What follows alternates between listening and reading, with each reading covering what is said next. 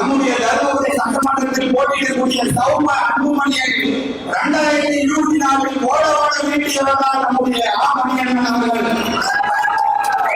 அந்த நிலையை மறுபடியும் நாம் தர்மபுரி சட்டமன்றத்தை உருவாக்கி காட்ட வேண்டும். அதற்கு நம்முடைய தேசிய முற்போக்கு திராவிட கழகத்தினுடைய நிர்வாகிகளும் திராவிட முன்னேற்ற கழகத்தினுடைய நிர்வாகிகளும் நம்முடைய கூட்டணியினுடைய அனைத்து கட்சி நிர்வாகிகளும் ஒருங்கிணைக்க வேண்டும். முதல்ல ஏன்னா நடைபெறுகிற தேர்தல் 15 நாள் தான்.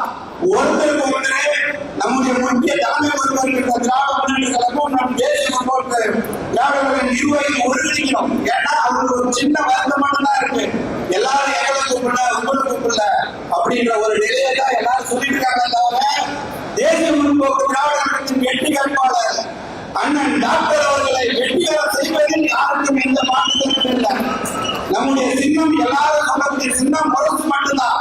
அதனால நம்முடைய கூட்டணி கட்சியினுடைய அனைத்து மாவட்ட கழக தலைவர்களும் ஒன்றிய நிர்வாகிகளும் மாவட்ட நிர்வாகிகளும் ஒருவரையிலே இந்த தர்மபுரி மாவட்டத்தை டாக்டர் ஐயா அவர்களை வெற்றி பெற செய்தால் நம்முடைய தர்மபுரி மாவட்டத்தினுடைய வரலாறு மாற்றி அமைக்கப்பட முடியும். ஏன்னா இவங்க பாட்டாளி கோட்டை என்றுதான் சொல்லிட்டு திரும்பிட்டு இருக்காங்க. அது 2021 முடிஞ்சிருச்சு.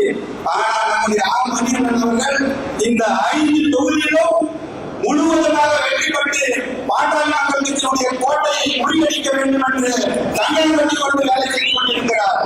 அதே போன்று நம்முடைய தர்மபுரி மாவட்டத்தினுடைய பொறுப்பாளராக அண்ணன் செங்கோட்டன் அவர்கள் கிருஷ்ணகிரி மாவட்டத்தில் வருகை புரிந்திருக்காங்க. சரியான திட்டங்களை வகுக்கிறாங்க. சாதாரண விஷயம் இல்ல. நம்முடைய கூட்டணி கட்சியினுடைய தலைவர்கள் சரியான திட்டங்களை வகுத்து அவர்களுடைய திட்டங்களின் முறையில சரியா நம்ம நடந்தாங்க சொன்னா உண்மையிலேயே லட்சக்கணக்கான ஓட்டு வித்தியாசம் நாம் வெற்றி பெறணும். அந்த நிலையை நீங்கள் ஒவ்வொரு நிர்வாகிகளும் கூட்டணி கட்சியினுடைய நண்பர்களும் நாம் ஒன்றிணைந்து செயல்பட வேண்டும். தர்மபுரி மக்கள் பாசத்திற்கு அன்புக்கு மட்டும்தான் அடிபணிவாங்க தவிர ஜாதிக்கு அடிபணிய மாட்டாங்க.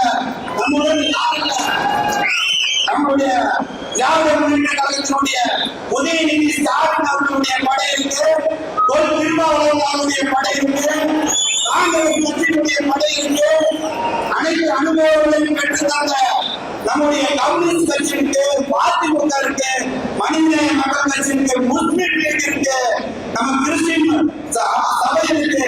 இது போன்ற அனைத்து சமூக மக்களும் ஒன்றிணைந்து இந்த தொகுதியை நாம் வெற்றி பெற்றோம் என்று சொன்னால் தர்மபுரியில் எந்த ஒரு வேட்பாளரும் என்று வெற்றி பெற வைக்க முடியும் என்பதை வரலாற்று சாதனையாக நம்முடைய நிர்வாகிகள் ஒன்றிணைந்து செயல்பட்டு டாக்டர் அவர்களுக்கு முரசு சின்னத்தில் வாக்களித்து வெற்றி பெற செய்ய வேண்டும் என்று பணிவோடு கண்டுபிடிக்கிறார்கள். சட்டமன்ற தொகுதியில் வேட்பாளராக நிற்கும் அண்ணன் இளமா அவர்களுக்கு முரசு சின்னத்தில் வாக்களிக்குமாறு தமிழ் புலிகள் கட்சியின் சார்பாக கேட்டுக்கொள்கிறேன். புலிகளின் காடுகளால் சேரிகள் ஒரு நாள் மாறும் அல்லது பூர்வீக குடிமக்களின் குளங்கள் தீரும் என்று கூறி வாய்ப்புகளில் நன்றி குறிப்பிடுகிறேன். நன்றி, வணக்கம். மதத்தை கொண்டு சாதியை கொண்டு புலவர்கின்ற மோடி தலைமையிலான அடிமை கூட்டணிக்கான நம்முடைய ஓட்டு அனைத்து மக்களும் சமமாக சமத்துவமாக இந்த நாட்டிலே அந்தன் தம்பியாக மாமன் மச்சானாக வாழ வேண்டும். இந்த தமிழகம் அமைதி போகாமல் இருக்க வேண்டும் என்றால் மதச்சார்பற்ற முற்போக்கு கூட்டணிக்கு வாக்களிக்க வேண்டும். இந்த மோடி 12 ஆண்டுகளாக ஆட்சி நடத்திக் கொண்டிருக்கிறார். என்ன கிழிந்து விட்டார் இந்தியாவில்? இன்றைக்கு ஒரு நிலை 1.5 லட்சம் ரூபாயாக இருக்கிறது. உலக சந்தையிலே ரூபாயுடைய மதிப்பு மிகப்பெரிய அளவிலே குறைந்து 95 ரூபாயாக ஆகிவிட்டது. மோடி ஆட்சி செய்வது யாருக்காக? அதானிக்காகவும் அம்பானிக்காகவும் நீங்கள் இருக்கிற பெரும் கார்பரேட் முதலாளிகளுக்காகவும் ஆட்சி நடத்தி கொண்டிருக்கிறார்கள்.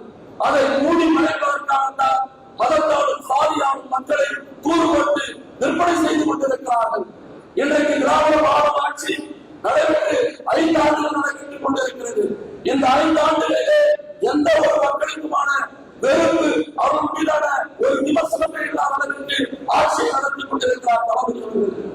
ஒவ்வொரு மாதமும் ஒவ்வொரு திட்டங்கள், ஒவ்வொரு 6 மாதங்களுக்கும் ஒவ்வொரு திட்டங்கள், மகளிர் உரிமை தொகையாக இருக்கட்டும், விடியல் பயணமாக இருக்கட்டும், குடும்பத்திற்கு 8000 ரூபாய் நிதி வழங்குவதாக இருக்கட்டும், மாணவர்கள் கல்வி உதவியாக இருக்கட்டும், வெளிநாடுகளுக்கு சென்று படிப்பதற்கான கல்வியாக இருக்கட்டும், அனைத்து ஒவ்வொரு குடும்பமும் அவர்களுக்கான பணியை கண்டறிந்து அவர்களுக்கு உண்டான தேவையை பூர்த்தி செய்திருக்கிறார் தளபதி ஸ்டாலின் அவர்கள்.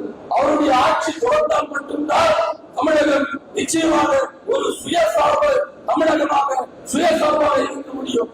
ஆகவேதான் மகத்தான தலைவர் மாமனிதர் புரட்சியாளர் அம்பேத்கர் அவர்களுடைய தோன்றலாக இருக்கிற வாழும் புரட்சியாளர் எழுச்சி தமிழர் ஆர்வம் பெற்ற வேட்பாளர் ஐயா டாக்டர் இளங்கோவன் அவர்களுக்கு முரசு வாக்களிக்க வேண்டும்.